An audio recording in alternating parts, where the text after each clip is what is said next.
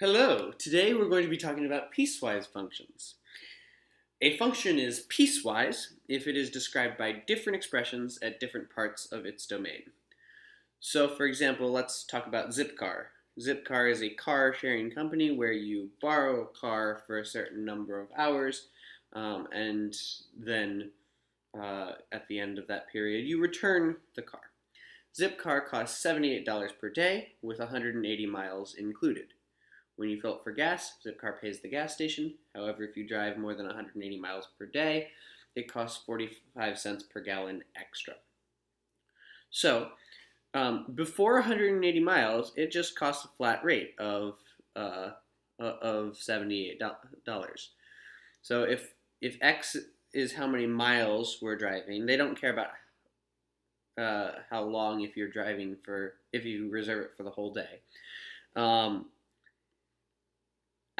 Up until 180 miles, then it just costs $78. It's a constant function.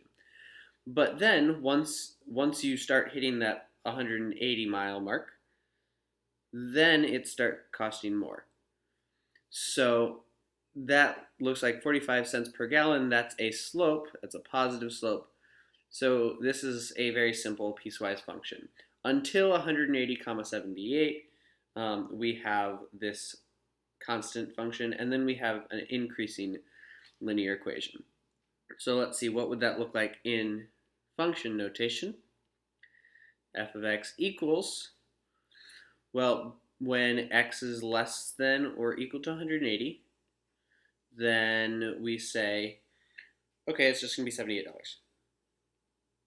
And when x is greater than 180, we want to take the number of miles over 180. Now, it's tempting to just say x, but the first 180 miles don't count, so we have to say 45 cents is our slope times x minus 180.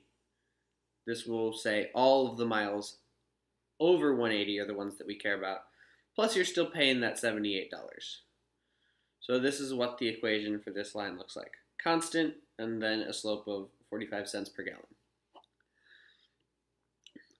If we were to graph this, then what we want to do is we look at these different domain restrictions.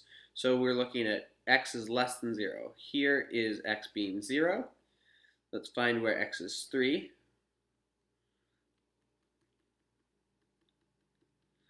And essentially what's happening is we have three different functions. Here it's 1, here it's x squared, and here it's 12 minus x. So let's look at those three different graphs. If we had just 1, that would be flat at 1. Not very crazy. For x squared, well, when it's 0, that would be there. Then we would have at 1, when we plug in 2, 2 squared is 4. So 2, 3, 4.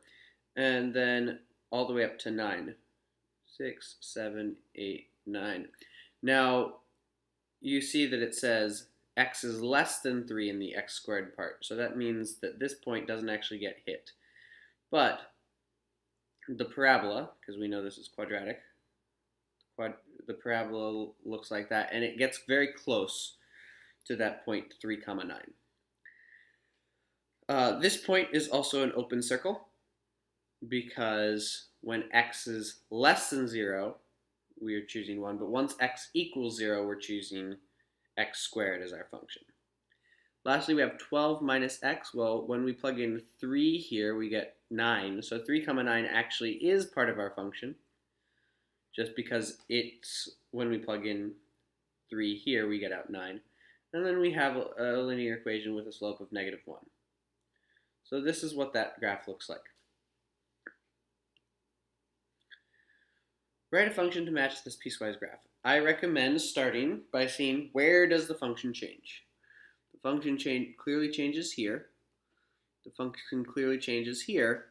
So that's where you should start. You should say, what are the 3 different domains? Or it could be a different number of domains. But right now we have 3 domains. X is less than -1. We have x is between -1 and 1, and x is greater than or equal to 1. Now, the reason that I put greater than or equal to is because there's a closed circle here on this third function, and there's an open circle. That open circle is why I have a less than rather than less than or equal to. So now we just have to describe what are those three functions. Well, the red one has a slope of -1. If we continue this, the y-intercept would be -3. So a slope of -1, a y-intercept of -3, that is our equation. For the second one, we have a y-intercept of 0 and a slope of 2. So that's 2x. And the last one, we have, it's just 5 the entire time is what it looks like. Yeah, that's just 5. So this is the function that matches that graph. All right, how can we write a function matching this graph? So here are our three pieces. So we can start with what are the pieces? X is less than or equal to 0. X is between 0 and 1. And then x is greater than 1. So again, this is based off of here's 0, here's 1. So that's where the three functions are changing. So the red function has a slope of 1 and a y-intercept of 1. So that's y equals x plus 1. The purple function has a slope of -1 and a y-intercept of 1. So that's -x plus 1. Now this last one is quadratic. It's convenient that we are given the vertex, 3, -4. So if we write that in vertex form, we can say that this is x minus 3 squared minus 4. If you need to go back to vertex form to figure out why the orange one is that quadratic rather than a different quadratic, please do so. But this is the idea of piecewise. Last one. This is, okay, where are we changing? Well, the first change is at -4. Now they won't always be color-coded for you, but you should be able to tell the difference between the functions. So x is less than or equal to -4. The next one is between -4 and 2.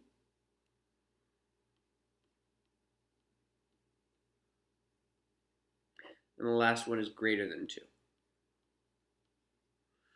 So the red one is quadratic facing down, so that means negative.